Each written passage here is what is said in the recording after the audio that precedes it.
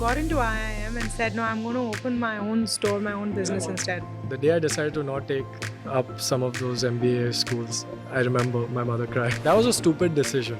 But when stupid decisions work out, you seem like a genius.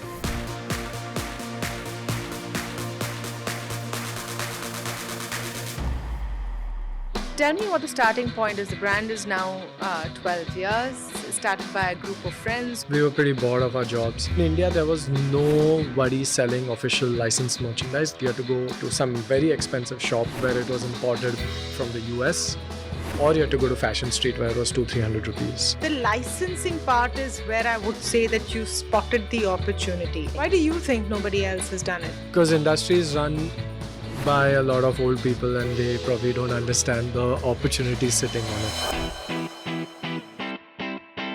Why the name Sold Store? When we were starting out, we were deciding follow our passion and follow our soul. What's your favorite action figure or show that prompted you to start Sold Store? Lord of the Rings. Someone who's watching and bored of their job, how do you know whether you have it in you or not? How desperately do you hate your job?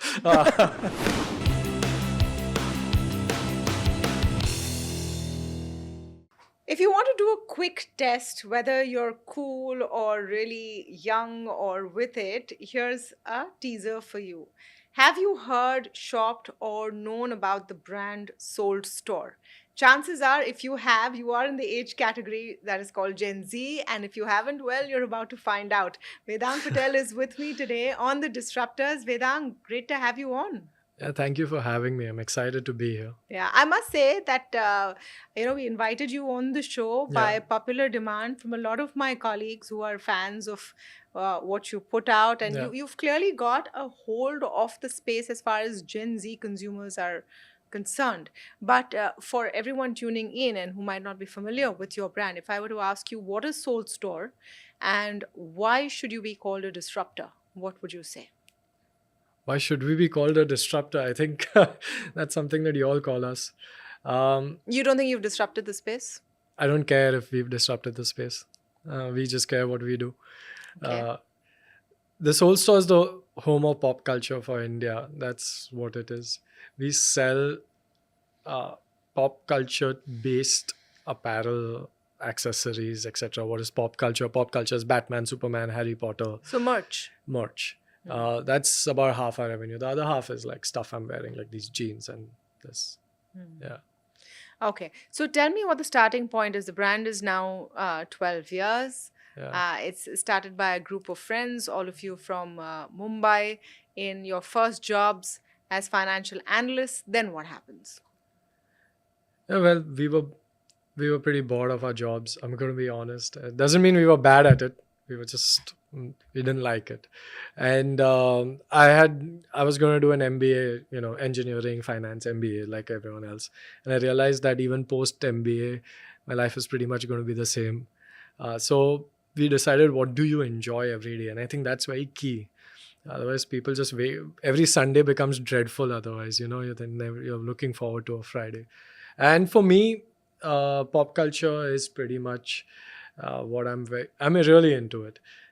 As I think I told you, my dog's name is Hobbit. I'm love Lord of the Rings, Harry Potter, any of the superhero comic books. I've read it all. And I wanted to do something in this. And in India, there was nobody selling official licensed merchandise. That platform didn't exist. If you wanted, for example, like a Batman t-shirt, you had to go to some very expensive shop where it was imported from the US, or you had to go to Fashion Street where it was 200-300 rupees, So there was a big gap in the market and we decided, let's do this and let's start. And we started very humbly. None of us come from money. We each put in about 1.75 lakh, 5.25 lakh. Bought like a cupboard of t-shirts, printed it with some, we didn't start off with the licenses, so printed it with some funny quotes. And then grew that cupboard from 1 to 2 to 4 to 8 and from there.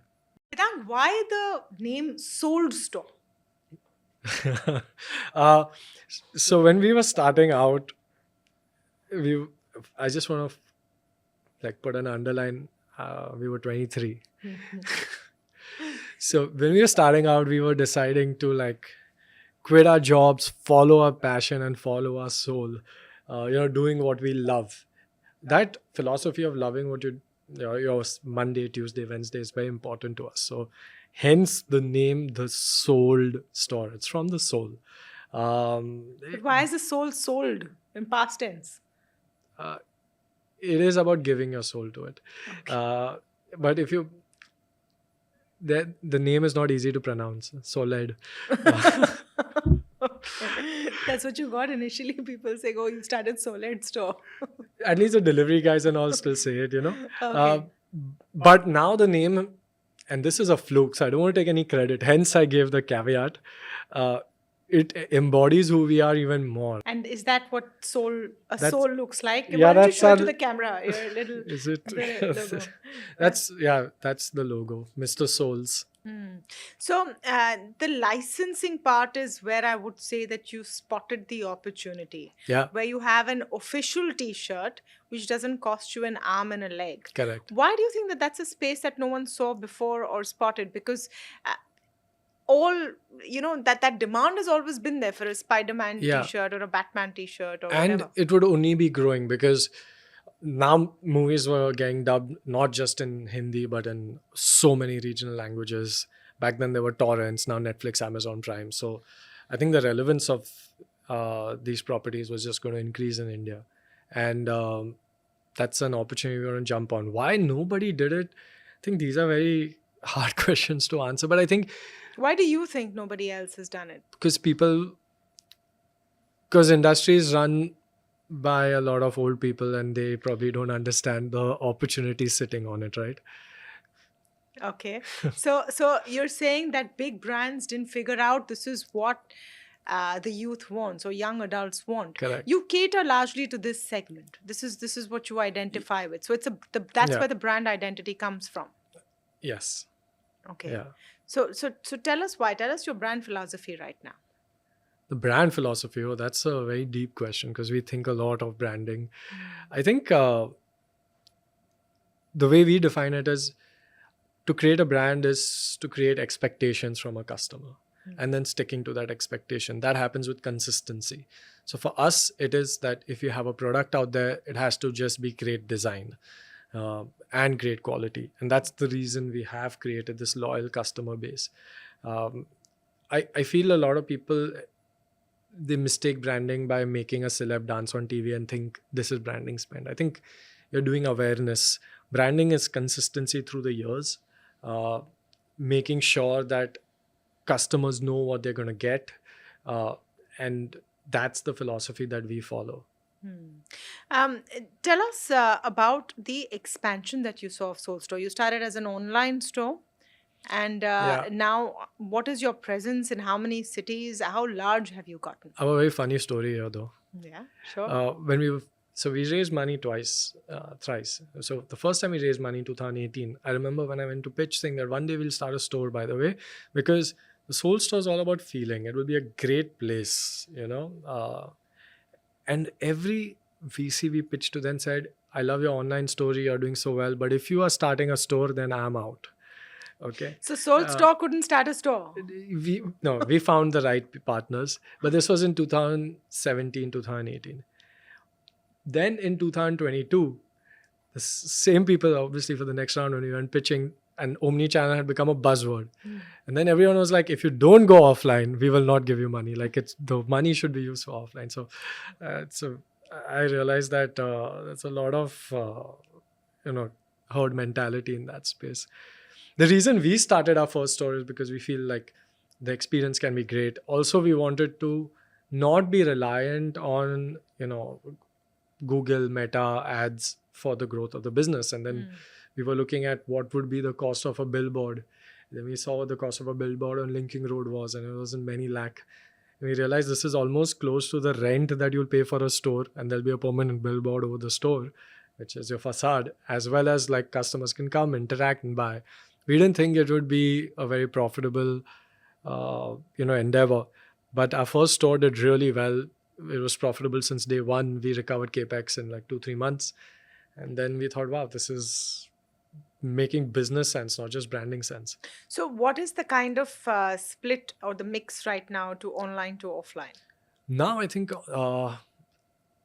online would be about 70% and 30% is offline, but the rate of growth of offline is far higher because you can inorganically keep adding more stores in more cities and more states.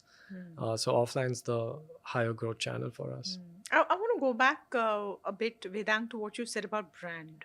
Yeah. And about how you say consistency is your brand, and you're trying to build a brand, and you are building a brand called Soul Correct. Store.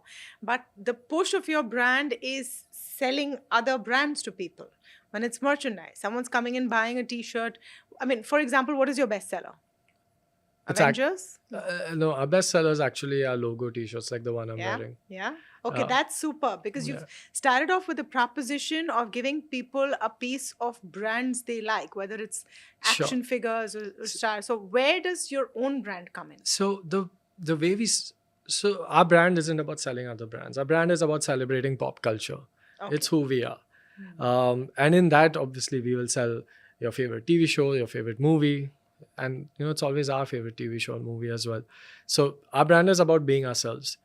When we started off, we started with these witty quotes. Then it was all pop culture, 95% maybe, just Harry Potter, Batman, Superman, WWE, whatever it is. And then we realized that people really love the fit and quality of our product. And we started putting out just solid T-shirts, for example, or just the jeans I'm wearing or something like that. And then those started selling. And that has been growing more and more. So the licensed merch of our business, which used to be 95%, then 80%, is now 40%. Oh. So and this is since when? I mean, or over how much time? I think it declines about 5-10% every year, okay, the license part. So it's growing in absolute revenue, but as a percentage of what the business is, it's reducing. And I would presume your own brands are also more margin accretive. They're all the same. Yeah, in terms of margins. It keeps changing. Yeah. Okay, because you have to pay licensing fees for to use those images, yeah, right? But I never have to convince someone to buy Harry Potter. J.K. Rowling did that. So we don't have to spend on marketing as much as other brands do. Our total marketing cost, including photo shoot, is about 11-ish%. And that's not just because of the licenses. I think it's because we've created the word brand. And the way I measure that is, what is your revenue retention? So if a person buys your order, like from the Soul Store for the first time, how likely are they to come back, and how much will they spend within the next 12 months, 18 months, whatever you measure? So our 12-month revenue retention, the industry would be at, say, 60%, and we are at 140%. Because if the retention is good, means you've created something that people really want and they want it again. Otherwise, you've just overspent on marketing or given a deep discount or something of that sort. So it turns out you didn't need that MBA after all, huh? I didn't need the MBA. My mother cried that day. The day I decided to not take up some of those MBA schools, I remember my mother cried. And you got into some good ones? Yeah, I got into some good ones. Which ones did you get into? It's long back. I mean, I don't think they'll hold it against you, Vedang. It's okay. I got into some of the IIMs. Given the cat, did well. Yeah. So you got into IIM and said, no, I'm going to open my own store, my own business you know what? instead. I'm going to say this from the heart. As being as wise or slightly wiser than what I was then, that was a stupid decision. But when stupid decisions work out, you seem like a genius. No, so the reason I'm asking is, for someone who's watching and bored of their job, and I'm sure there is a sea of 20-year-olds who hate their jobs and get the Monday blues from Sunday evening itself, and they're saying, okay, I want to start my own business. How do you know whether you have it in you or not? How desperately do you hate your job? Yeah, where you're willing to forego the paycheck at the end of the month. Not just that, right? Like, you're willing to forego a social life for the next few years. And some of it may not be because of time. A lot of it is because now you can't afford to eat out. It's really weird when you're in that age, like 23, 24. All your friends are going out. and you may just go to dinner and not eat. I think that hidden lifestyle is really hard. That happened with you? Yeah, of course it happened with me. So tell me about that. You leave your job, you say, I'm going to start a store. I put in all my money. This 1.75 was taken from your parents. This was your savings. It was my savings and I did support my home. And hence I feel the stupidity. I wasn't very mature to realize that money needed to be taken home. So you not only take that decision for yourself, you take it for your family as well. At least in my case. But it worked out. So when it works out, it's all good. But those were some painful years, very, very painful years. I remember we had to sell off, slowly we had to sell off things. Like we had a car, we had to sell off the car to just keep the house running. Yeah. I'm sure you've bought a fab car for your parents now. Yeah, more than one, I'm sure. What's the size of the business today? We're doing about 55-60 crores. Like this month we'll do that much. So I guess that's a 700-ish crore run rate. We'll cross that. This financial year we'll cross 700 crores. But we're not very top line focused. We've always been bottom line focused. That I think we'll do about a 10% PAT, which we are very excited about. Okay, that's good to hear that there's a business that's starting out that's more bottom line focused than others. You're also in a very, very competitive space where there are some huge corporates, deep pockets with enough cash to burn, massive discounting, maybe more reach. Yeah. None of that has bothered you. You've stuck to your focus.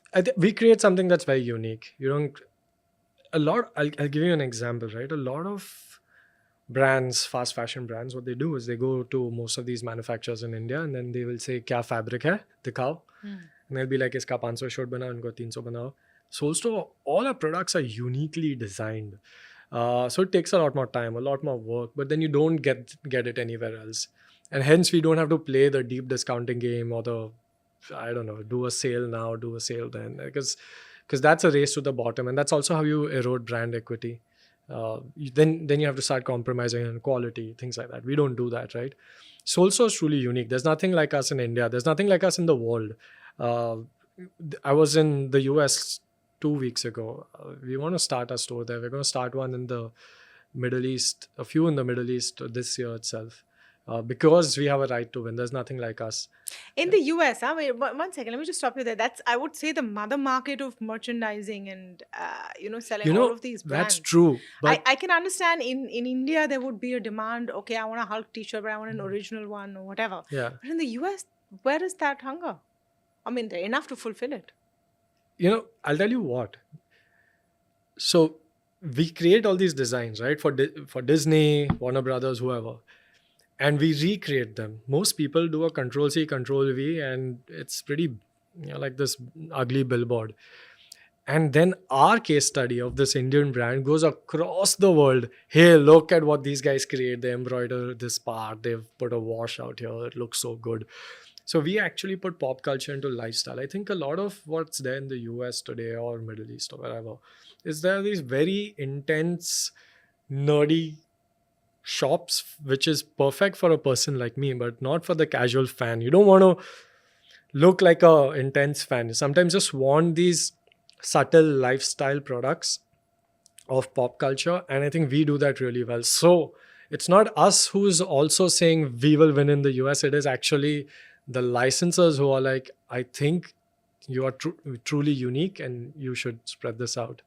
So and that's one reason why we don't bother too much about competitions. I think the problem with competition is they bother too much with competition, and they're always trying to create the something of India. Like, I love saying this because I hope that people change, and this message that people try to create the something of India. They try to create the Zara of India, the H&M of India, the Lululemon of India, the Uniqlo of India. I don't think we need to do that. I think there's enough creativity and innovation here, and we can truly be unique. Are you making in India though? Yeah. So it's something, this is our version of patriotism, that the way we look at it, that to truly make impact in the country, you have to uplift the ecosystem. And I visited China for the first time last year, and the ecosystem is amazing, and that's what needs to be done in India as well. The only way that will happen is if you vertically integrate as deep as you can. So for example, our sneakers are made in India, and It took us over a year and a half to work with these vendors, because when we showed them what we want, they were like, "ये India में कभी नहीं बनेगा," and it the people who make it now also. So I'm so glad that they stuck on, they supported, gave us support, we gave them support, and we worked with every process to try and get this to that global standard. And we make all our sneakers in India, we make all our clothes in India. Also, we're in the right country to do this, right? We are in a hungry, growing country. Does it cost you more to make in India? Sometimes. Would you have a higher profitability if you didn't? Yes, but that's okay, right? We don't only do this for the bottom line. We do this for actually creating impact in many ways. The choice to make in India for something like garments, and the reason I'm coming back to it is because that's the big push, right? Becoming a textile hub is a challenge that India has. Oh, And there's an opportunity right now vis-a-vis a Bangladesh or a Vietnam. There is a big challenge, and I have to be honest with you here. Again, because if I don't point out the issues, it won't improve. I think in India, it is yet fragmented. I think there are a lot of challenges from people cheat in India. People sometimes don't pay their vendors, and the vendor also lies back. They're trying to undercost. But I feel like work with the right people, show them the right way, and in general, the ecosystem will flourish. To get a more professional setup in India is very important. I want to come back to the core of what is a differentiator for Soul Store. When you are picking up memories of certain Correct. shows or whatever, you're not just selling a garment, you're selling nostalgia. We want you to dream. We sell fun. We sell nostalgia. We don't grow up. That's what our motto is. Come in, have fun. I think people take themselves too seriously, and we try to change that. Do you, as a co-founder, take yourself very seriously? If you ask my team, I think I'll be the strictest one in office. But we have a really young and fun team. Someone has to be teacher. But they look forward to Mondays. Be honest. I think we do. I obviously do. I think all of us do.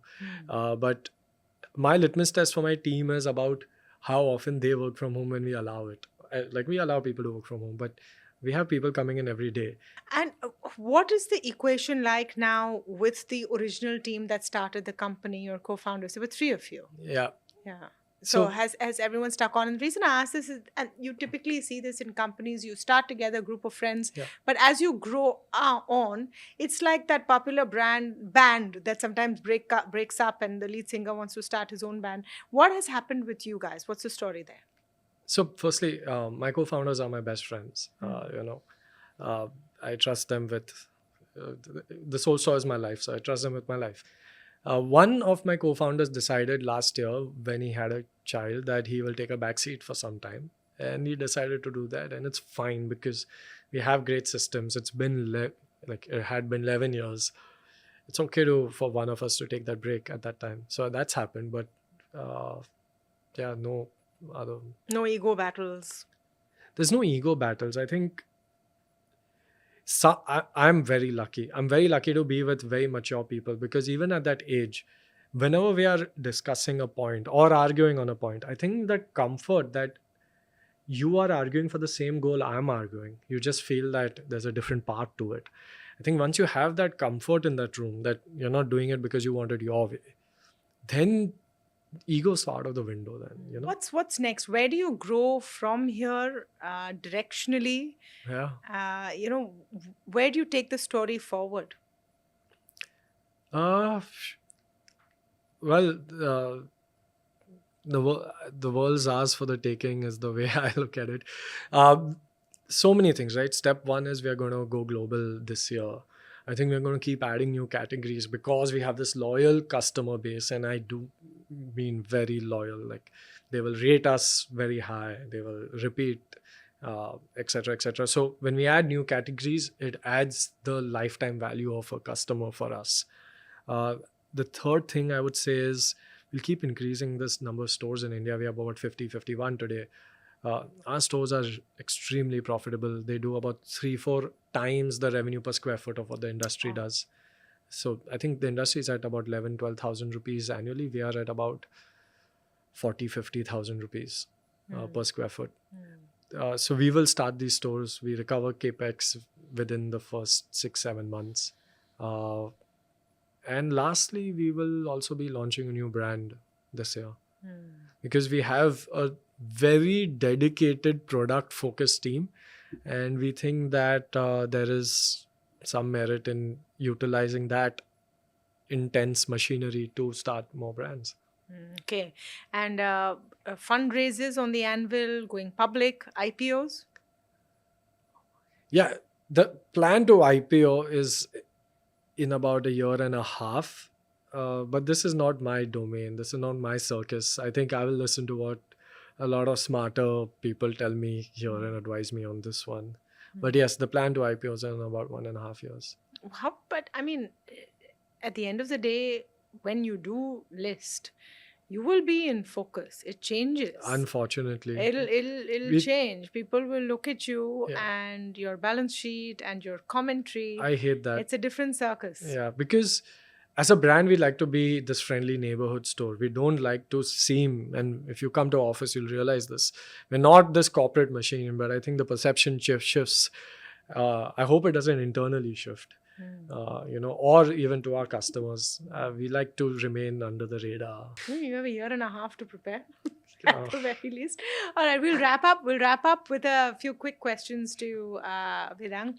What's your favorite action figure or show that prompted you to start Soul Store? Lord of the Rings. Yeah, Lord of the Rings buff. Major. I still sometimes would go and read like all these fan theories and all, even though that's... What do you think of fast fashion and the vilification of fast fashion? We don't like non-designed cheaper products for us. Like, we don't like that. I don't think the vilification is to each their own opinion. So you wouldn't consider yourself in the fast fashion category? No, we are extremely purpose-built designs. Like, every single color on this logo, for example, has also been chosen. So it takes over 1.5 months to just get the sample right. If you had to go back and decide on whether to do that MBA and then got offered you could go back in time, do that MBA, and got offered a huge pay packet at a multinational. No, look. Yeah? Would you want to do that? It's worked out well now, so... There's nothing you'd go back and change. Is there anything you would go back and change? Everything's been a learning experience. I wouldn't change anything. Yeah, okay. On that note, thank you so much, Vedang, for coming down and sharing your story on the Soul Store. Thank you, Tamanna. It's been fun.